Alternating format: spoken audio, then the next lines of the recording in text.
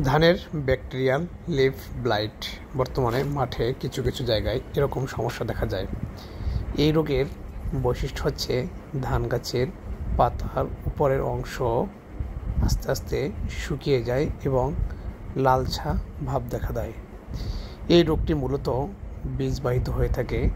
এটির নাম হচ্ছে ব্যাকটেরিয়াল লিফ ব্লাইট বা পাতা ঝলসানো রোগ।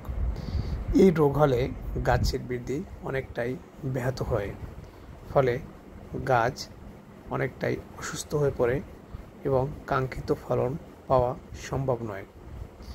এর জন্য কৃষক অনেক সময় আসলে ক্ষতিগ্রস্ত হচ্ছে।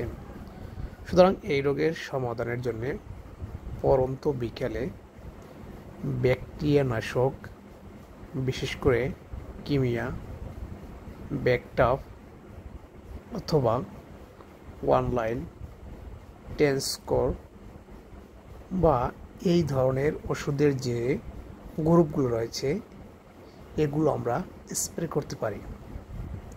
তবে এর সাথে ফাস্ট পটাশ, কুইক পটাশ, গ্রেডি পটাশ অবশ্যই দেবেন।